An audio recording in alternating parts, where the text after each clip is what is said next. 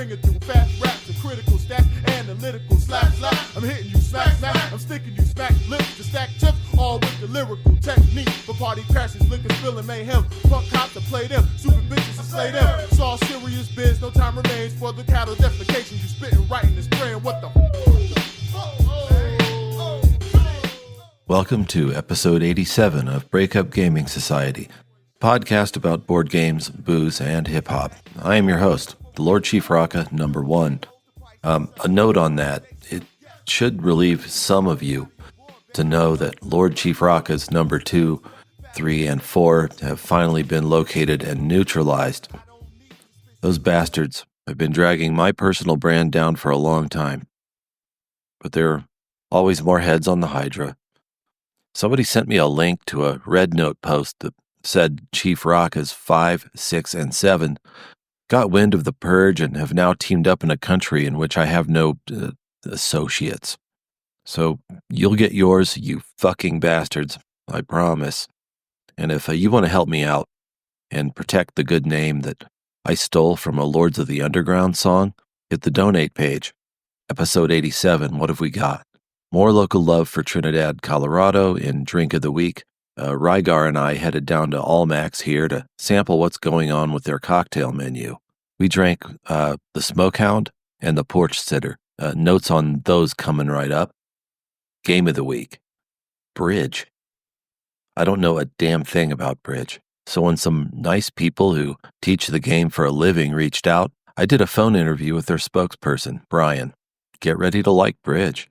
Track of the Week, Ruffneck by MC Lyte. I'm going to stick selections from the original Wreckx-n-Effect produced album track side by side with the Beatnuts remix and let you decide which version of Lyte's I Want a Hood Dude anthem slaps the hardest. So why don't you just shuffle with me now down the brick-paved streets of Trinidad, Colorado and sit for its spell at my fave spot. It's Drink of the Week. I kicked it, I kicked it, come on, you couldn't bang with this if your name was Gang Kong. There are several places in Trinidad I like to eat and that are run by good folks who charge a fair price for what they do. I go there. But after 4 years, I'm calling it. There's only one kitchen in this town that really matters to me, and it's Almax on Commercial Street.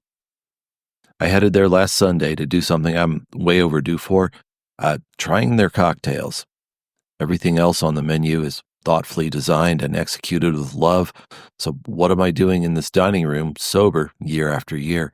Rygar from Frontier Geeks joined me for this foray, which was another interesting wrinkle in my normal routine. Most of the time, I like to go in late and alone. Not late enough to where they're starting to break down the line, but late enough that I miss the rush. I don't need the scene. I just want the food. I generally like to sip my coffee, breathe in the light coming off the street, catch up with M for a minute or two, and then pick away at a few pages of a novel without having to hear what people at the next table are thinking about. I architect a great deal of my life, so I do not have to wake up or conduct my day thinking what other people are thinking about, or hear it before mealtime. Puts me off my food. You know you're getting old when eavesdropping isn't even fun anymore. Anyway, Rygar and I crush our breakfasts, which are delightful as always, and let Emily pick 2 cocktails for us. He ends up with the Smokehound, Condesa Classica Gin, grapefruit juice, soda water, and smoked salt. Now, this sounds like a smart twist on the Greyhound, and I'm eager to hear what he says.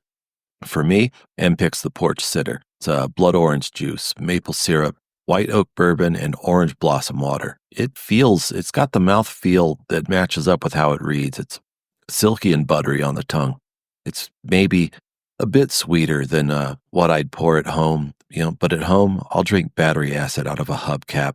The whole idea here was to let go of the wheel and consider new flavors. And these flavors are good. The whiskey plays very nice with all these sugars. The acidity of the blood orange tipping its hat perkily before it all trails off into an aftertaste, not unlike a well-built Manhattan or an old-fashioned. One of the reasons I love Almax is because you can tell they care about the prep and sourcing of everything on that plate or in the glass. You're never going to taste a shortcut, not even in the cherry garnish they stock. Back in the 90s, my sister gave me a strident lecture about never eating a maraschino cherry because they're basically reconstituted industrial waste with a stem sticking out of it. No such concerns here. My garnish looks like an actual whole-ass black cherry that's been marinating in something pleasant. I down it. It's an exclamation point that hits with a vintage lounge vibraphone sound. Perfect finish. How's Rye doing across the table? He notes two things. One, the way the zing of the gin and the grapefruit work together, which is a new combo to him, apparently. I've been missing out, he notes, swirling his glass and looking into it admiringly. That, plus the smoke and salt section of the band, had him dancing along with M's recommendation. He's curious about the mimosa too, but he has an afternoon of rewiring a room in front of him and dumps the rest of his drink in a paper cup for later. And later, I guess, is when that drink caught up with him. He's not a big guy, so I can see how this would happen. He texted me and told me he finished the drink while he was working. Then he forgot his Cisco admin password. I recommended that he just keep drinking until he remembered something more interesting. So I'm calling my first tour of Almac's cocktail menu a success, and I look forward to drinking my way through the rest of their concoctions during a future sit. Check back for that one. Next up, Game of the Week. I kicked it, yup, I kicked it, come on. You couldn't bang with this if your name was Gang Kong. I hate what's happened to jazz. Seems to only be invited into the room as background music for something else, or it gets to pitch in a few seconds of cultural shorthand during a movie. What I mourn about how most people perceive jazz is how I perceive bridge. Another half-considered cultural relic tapping weakly at the inside of its display case. I know it's a team card game. I know it's competitive.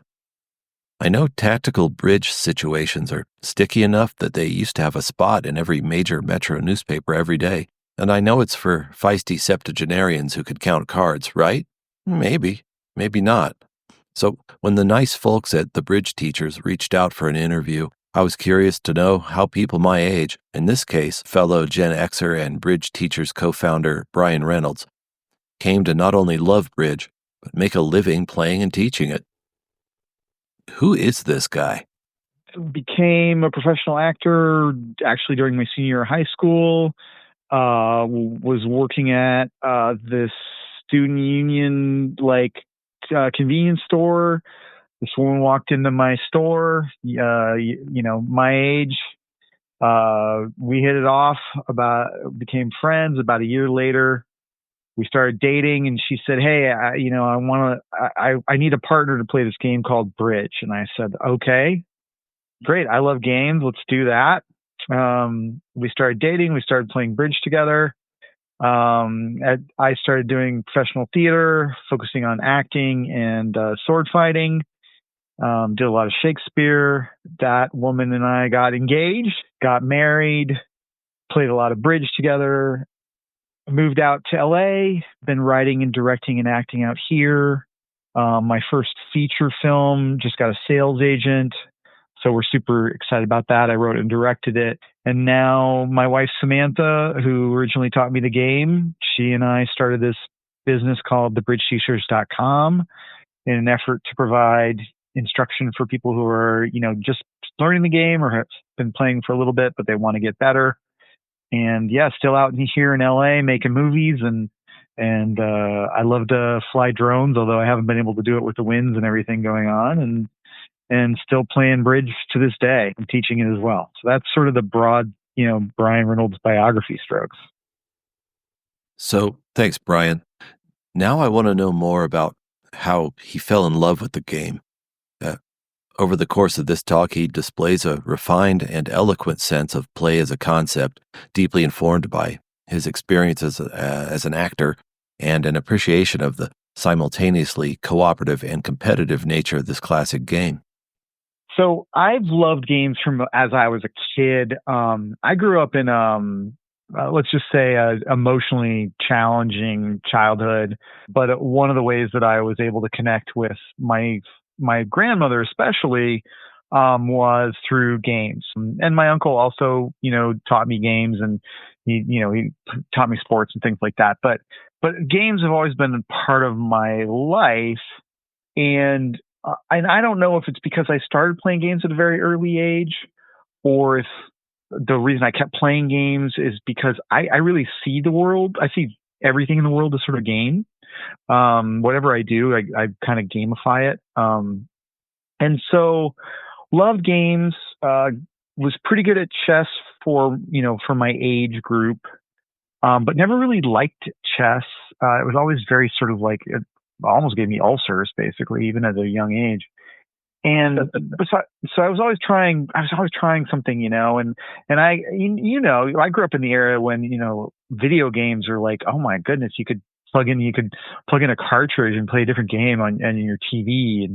And I was the latchkey kid. So a lot of times I was, on my own, just playing video games. So when I met Samantha, and I met Samantha, when I met Samantha, one of the things that became clear was she was also really big into games. The thing that really hit me about Bridge is cooperative. You have opponents, it's definitely a zero-sum equation in that what's good for you is not good for the opponents and vice versa. But you have a partner that you're working with, and not only within the game itself, but also sort of the meta structure outside of the game, whether that's, handling the emotional, equity of the partnership, or building a system, which I find fascinating because Bridges' core has two sort of distinct skill sets that you need to learn.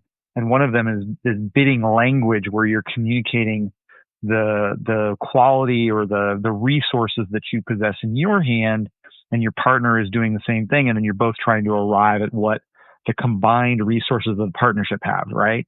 And so there's a whole language around that. There's a whole science behind the different languages there are. And it's really fun to sort of tinker and get under the hood in terms of like, can we build a better mousetrap, or what's out there that we can do? So there's all these cooperative elements to Bridge. And that meant that when I was playing, I was sitting down across for somebody that I wanted to support and I wanted to help, and that the better a partnership we had, the better our results were. And I love that kind of stuff, right? And that's acting as well. But you don't try and go out on the stage and blow everybody's doors off, right? You're part of a collective. To me, it was much more aligned with who I am as a person, as these cooperative elements of Bridge. And then I get bored super, super easy. So the depth of Bridge definitely had a lot of appeal to me because, I haven't played Bridge for 30 years now. I still am learning every day about the game. I'm still like, I could get a little better at this or that. So yeah, Bridge really speaks to me on levels that don't have anything to do with, moving cards around. Back in episode 82, you met my neighbor Jeremy Lenoska and learned how he went from a casual poker player to a real gambler. Same thing I want to know here. How did Brian and company go from we love this game to we love this game and we're going to make a living at it? Yeah. So the first thing I want to say is I always like to be really, really super clear about how good I actually am at the game of Bridge, right? Because people always want to know. And the answer is I'm like your local scratch golfer at your local country club. Like I never even got a sniff at the PGA, and there's reasons for that beyond like my potential. There's basically two paths to monetizing Bridge. What ended up happening was Samantha and I moved out to the West Coast. We moved out to LA to focus specifically on show business. And I didn't have a job at the time. I had been waiting tables. I still have PTSD about waiting tables. We were playing Bridge for fun at the Bridge Club, and this woman approached me and said, I like the way you explain things, because she kept asking me these questions. She was a beginner. Would you be willing to teach me? And I said, sure. And started teaching her, and then taught her friends and stuff like that. And at that point, it became clear to me that I had the ability to make this my survival job while I waited for, people to realize I was the next, Matt Damon crossed with Christopher Nolan. While I was teaching, I again, it's a game, right? So it's like, okay, here's the game. The game is how do you monetize Bridge? And it's really, really clear. There's two paths. One, you become a teaching person where you're teaching people the game. And the other is you become a playing professional. So just like being on a sports team or anything like that, you're being paid to be on these sponsor teams where your job is to win. And it's a cool gig. Like, I've done it.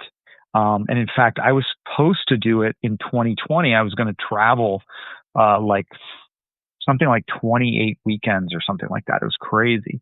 And then, COVID hit and everything got canceled. But the problem is that Samantha and I were building a life together, and I wanted to be in LA because I wanted to go on auditions and things like that.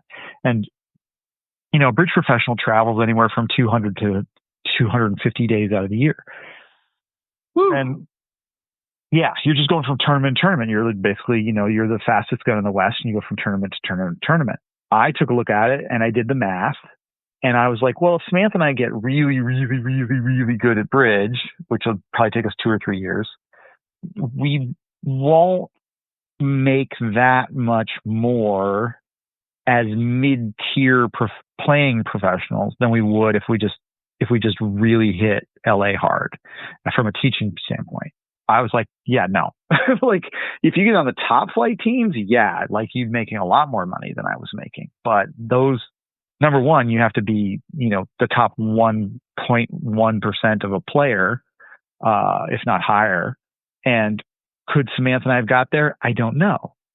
But I do know that what was in front of us was a sustainable lifestyle where we were sleeping in our beds every night, and I could go to auditions and, that kind of thing. Be happy with being a strong intermediate player with a better quality of life. Yeah, for sure. Like, or it might have sounded maybe you were like maybe a low tier elite player. I don't know how you'd phrase it. Yeah, bridge is a little confusing on that issue because there is a seeding system for certain national events, but there isn't the ranking system that they use in bridge is actually called master points. And it's an accumulation system. So in other words, you win a certain number of points for doing well in an event, and those are your points forever, right? So like when Samantha and I were really, really into tournaments, we had a low number of master points. And it was not at all reflective of our ability. Our ability was way beyond our master point total. There was a really funny moment where we were playing in something called Knockouts, which is just like it sounds, like March Madness. We were playing at I think it was a Nationals. I think it was in Long Beach. We'd been winning every single event we'd entered for like 7 straight days, because Nationals are like 10 to 11 days or 12 days. What ended up happening was we went to the directors and the referees basically, and we said, hey, we really don't want to play in the bracket that you're assigning us to based on our master points. We want to play up, 5, 6 brackets, whatever, out of 16 brackets. Instead of playing in bracket 15, we want to play in bracket 8 or whatever. And they said, well, I'm sorry, the only option you have is either to play in the top bracket or the bracket you belong in. And we said, oh, we'll take the top bracket. At which point they all freaked out because we were basically bumping a top tier team down to the second tier bracket, which if I'd known then what I know now, I would not have, I don't know if I would have asked for this or not. But the point is, we sit down against a team that I think like 6 months later took second at the World Championships in the women's category. And they were mad. They were mad. I mean, imagine you're Roger Federer, and all of a sudden some Joe Schmo from the local country club comes and sits down against you. They were pretty ticked off. And then we almost won. We almost won. We were up. We were up at halftime, and I will never forget the auction that cost us the match because it was my fault. It was my decision. I wanted to do something, and I didn't do it, and then it cost us a match. But so Samantha and I made the second day of national events, where we made the cut to the second day. Samantha's an amazing player. She's really, really good. She's a better teacher. But yeah, it's much better. For my life, it was much better to be like good at the game because I love the game. And then, I really focused on teaching. Like I know a lot about teaching and neuroscience and all that stuff about it. So yeah. Anyway. So the next thing I want to know is, can you get your ass kicked playing competitive bridge? I'm not talking figuratively. I mean, can this erupt in physical violence? You know it can. I was on a national tour of Romeo and Juliet, and I fractured my leg in the middle of a sword fight. And I could not walk for 6 months. And I was pretty depressed because I lost out on my tour and all this stuff. And Samantha found a bridge club that was giving out free lessons. And up to that point, we had been playing kitchen table bridge. We didn't really know what the heck we were doing. So we went and we got these free lessons. I think they gave us like 10 free lessons, which is awesome. And then we hit the ground running, because then it was like, now we kind of understood the structure of the game, and we knew how to learn, if that makes sense. Whereas before it was just kind of this giant mystery. So we've been taking lessons for about 6 weeks, and they're like, you should come play in an actual game one night. And I'm like, okay, that sounds good. I mean, we'll get our brains beat in and we don't mind. That's fine. It'll be fun. And we sit down, and I think it's the second round or maybe the third round. All of a sudden, the guy to my left, because, bridge is 4 people sitting at a table, the guy to my left stands up and starts shouting at the top of his lungs at the guy to my right at the next table over. So it's not even someone he's playing against. And they start shouting, and all of a sudden, the two of them crawl over their tables and just start throwing haymakers at each other. And God's sake, why? I don't remember what they were upset about. Like, to this day, like, I was just like, I just wanted to get out of their way before I got caught in the crossfire. And we went to the director and like, is this typical? Like, is this bridge? And they're like, so we've never seen this before ever. And I'm like, okay, cool.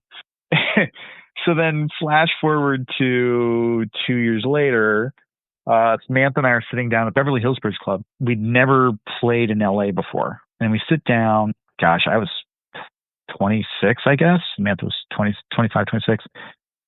And we sit down against this old guy. Something happened. And again, I don't remember what happened on the board, but he didn't like it. And he started talking to me. He just started telling me, what a jerk I was and all this stuff. And I'm just like, yeah, whatever, dude. Like, shut up. And he kept John. And it became clear that nothing he said was going to affect me.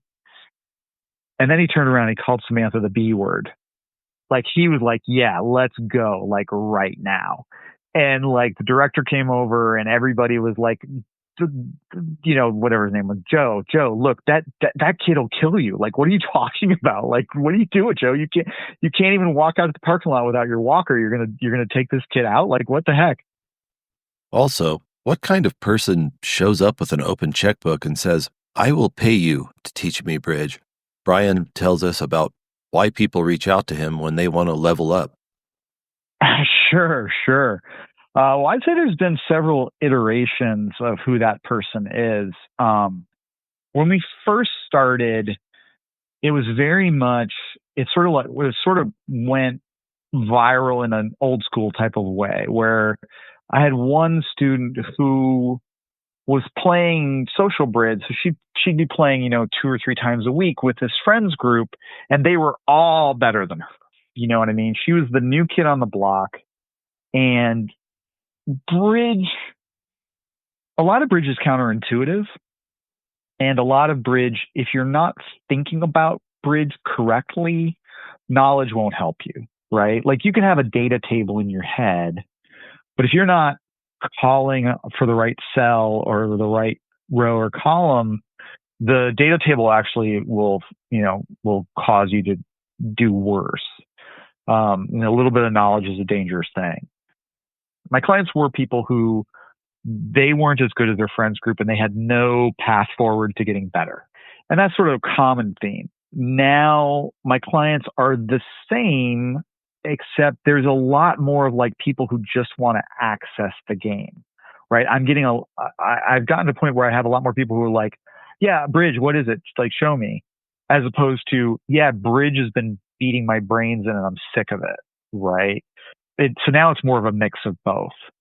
People who just like, I want to play, but I watched a couple of YouTube videos, I'm confused as heck. or people who are like, yeah, all my friends are better than me, or I'm not scoring as well online. So, whenever I try and explain to people what I do for a living and my elevator pitches, I'm just like a golf pro, right? It's like you've taken up golf or you're going to take up golf and you go to the country club and you're like, show me how to hit a driver. It's like I walk in and the difference is I have cards instead of a golf ball. That's my demo. Is there some kind of is there some like big subreddit with 3 million members now of like Zoomers who are like learning bridge now? Oh gosh, I wish. That's the dream, right? I mean, that is definitely the dream. I mean, really the dream is like for bridge to have a resurgence, just like chess.com created in the chess world, where, there's young people, TikToking about it, or YouTube channels popping up beyond ours. And I mean, there are bridge YouTube channels out there, right? But there's no one as big as like Gotham Chess or, even Magnus Carlsen streams and things like this. Yeah, I mean, yeah, I was just wondering if because sometimes one of these things that we think of as musty culturally will just somehow get seized upon. For example, I was on a subreddit with probably mostly 20 somethings, and for like 2 months, they were all sharing Peter Falk Columbo memes. They loved Columbo. Oh, I don't know why. that's great. And so I'm wondering if there's like some similar thing, which is, filled your coffers with young kids who, are now obsessed with bridge and are doing, I don't know, granny core or something. Yeah. I mean, there's I would say that Samantha's main impetus has been to try to save the game. And I don't mean save the game as like, oh my God, we're going to make people like blah, blah, blah. But just the game is dying because the average age gets older and older, and there isn't really an influx of young new people playing. And without that, there won't be a game, right? Like when I reach my 70s, if something doesn't change in terms of the shift of just awareness of the game, there won't be tournaments for me to play in. Because I'll be, Samantha and I and a few other people will be the only people left. I just went to the Nationals in Vegas I didn't get to play, but I was meeting some people, and I saw the same people that I've seen, from my first Nationals, 25 years ago. It's the same people, and of course there's new people, but like at the same time, it's just the same people. And so the game needs an influx of eyeballs. You mentioned the funnel. I have a friend in marketing, and they've been educating me on the funnel and all that stuff. And bridge has a funnel problem. And the biggest problem is there's an attitude towards the game from people who already know how to play, that the goal is to get good bridge players to play the game. I happen to think that's backwards. I think the goal is to get players to have fun playing the game. I don't care if you're good. I just care that you're having fun. Because if you're having fun, you'll keep playing.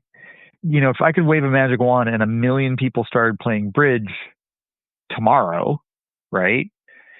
It's a bell curve, right? Half of them are going to love playing, once in a while. The bottom 20% are never going to play again, or they're going to play once a year or whatever. The front 20% are going to start getting lessons and go to tournaments and things like that. But we'll have those people, right? And I think that there's a tendency, and this isn't just true for bridge, I think it's true for any discipline. There's a tendency to focus on the 20% that are like really into the game.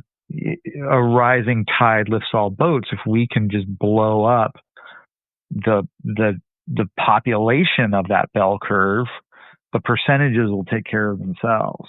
But yeah, so I mean, Samantha and I were part of a documentary called The Kids Table, where we taught these millennials to play bridge, and they went to tournaments. We're just trying to do anything we can to get the population to just give it a shot. Like, just try it. Just try playing bridge. That's our goal. So as it turns out, one of the best ways to find your favorite game is to suffer a physical injury. This gives me a great idea for a Gen Z recruitment strategy. And I don't really know how far I would have ever gone with bridge if I hadn't broken my leg. Like, it's just one of these, serendipitous twists of a life. And then at the exact same time period that I broke my leg, online was starting to be more and more of a thing. America Online was already happening, but then, more like general internet, web browser stuff was starting to happen. There was a site called OK Bridge. I don't even know if they're still around anymore. And I literally sat in front of my computer for 8 hours a day because I couldn't walk. And I played bridge, and I had no idea what I was doing, but it was accessible, right? And also I was I was an actor. I had a job, but I was an actor. So it was very, very, very cheap.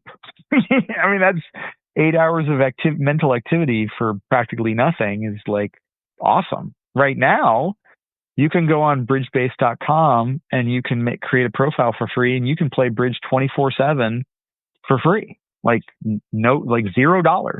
And you can play as much as you want for $0.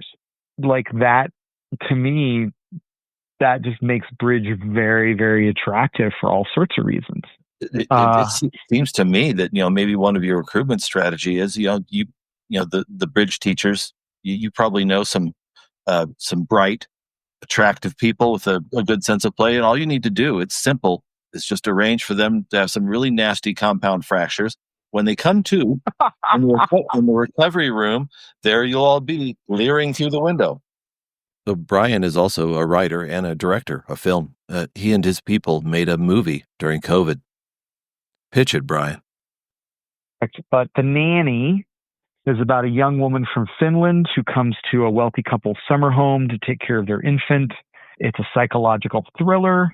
And, we actually shot it in the middle of COVID with a very small crew, isolated. It's pretty much one location. There's like one other location early in the film, but super proud of it. I wrote it. I directed it. My partner, Morgan, she produced it.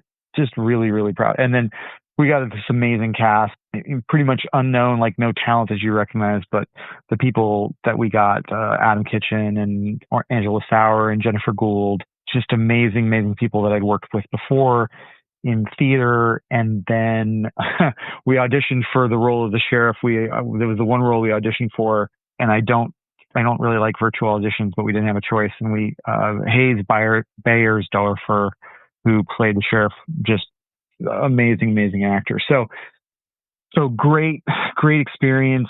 Our first feature. I've shot shorts, of course, but yeah, we're really, really proud of it. And we got Jeff Tinsley composed the music. He composed over an hour of original music, and I think music is so important for a thriller. He actually won a bunch of awards for the music he composed for it. But yeah, so that's The Nanny. I could talk about The Nanny for another 3 hours, no question. It's definitely my baby for sure. When people ask me about, what I'm passionate about, especially as it comes to games and music, or they tell me about what kind of games they're into, I tend to act like the staff from the High Fidelity movie.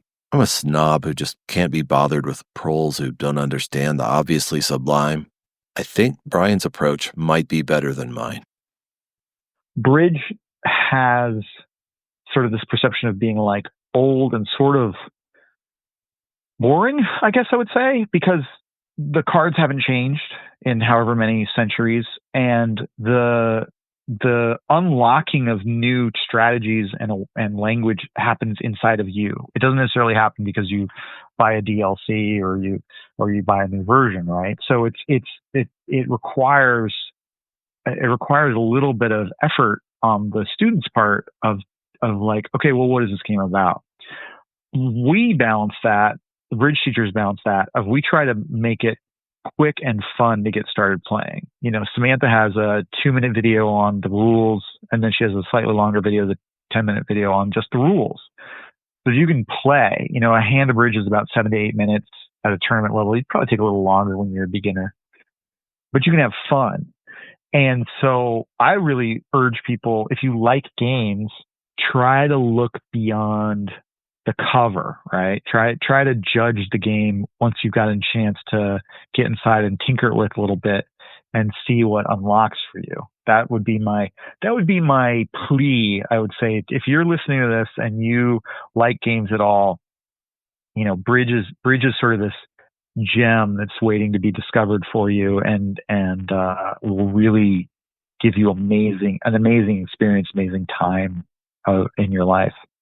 I want to thank Brian, Morgan, and the rest of their squad for reaching out and giving me such a gracious window into a durable and worthy game I knew nothing about. Now I do.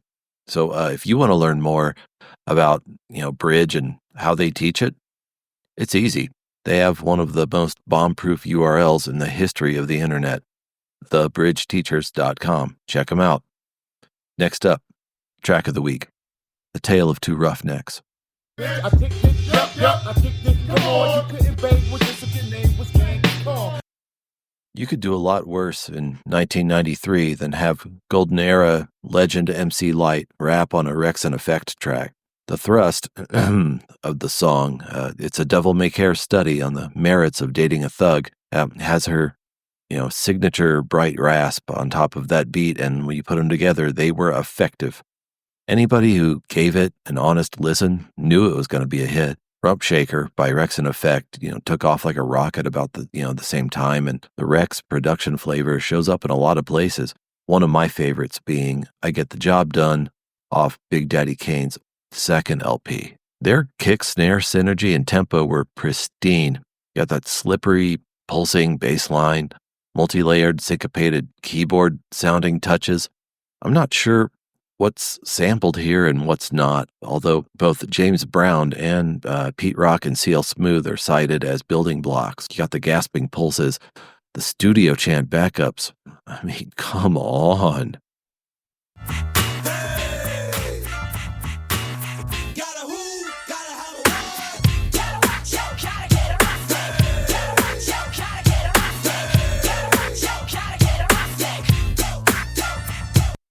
I'm sorry, but this is just stupid good. Let's hear some more. Lie about the light, how he knocked the boots last night. But he's a roughneck, so that's side. Triple O, Bull D under the hood. Making noise with the boys up to no good. C-low on the down low, cops come around so roughneck front like he gotta go. Evil grin with a mouth full of gold teeth. Starting beef is how he spells relief.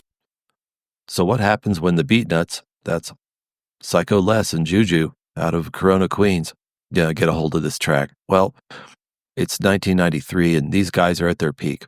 I know they went on chugging out widely loved street and club bangers for years, but for me, 1993, 1994 nuts are peak nuts.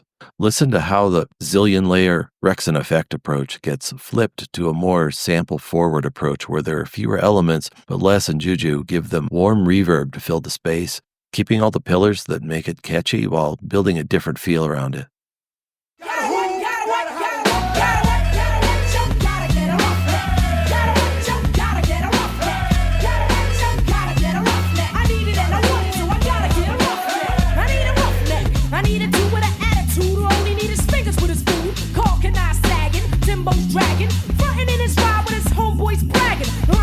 I love that fading horn sample. While I'm presenting this side by side, this is not some kind of binary contest thing. It just depends on whether you're more in the mood for evoking the abandon of the club or head bobbing while you find interesting things to stuff into a Philly. I can't pick between these. When one comes up on my playlist, I'll usually interrupt shuffle and chase it with the other because they're both perfect and they both make me feel good. I think there are some obvious cases where a remix just blows the LP version out of the water so badly that it makes it obsolete, borderline unlistenable by comparison. This isn't one of those. I think you gotta love both these Roughnecks equally, as far as I'm concerned. There you go. We're at the end of episode 87. As always, you don't need to budget for your 6th recurring Patreon charge to keep this thing going. I only need your attention about once a year to be happy. So just head to the donate page at Breakup Gaming Society. Any donation of $10 or more gets you mailed a copy of Chaotic Shots and Cocktails that will hurt your friends. I will send it anywhere in the world. Where does your money go? Well, in this case, Your generosity will help give me the extra resources I need to record a response to the diss tracks that Lord Chief Rock's number 5, 6, and 7 are releasing from a mossy cave somewhere under the protection of a crypto warlord in Southeast Asia. I've got a message in to Wreckx-n-Effect right now to lay down the beats, but those guys do not work for cheap. Consider supporting my effort. Until then, I remain your host and friend, the Lord Chief Rocket, number 1. May you fight long and well.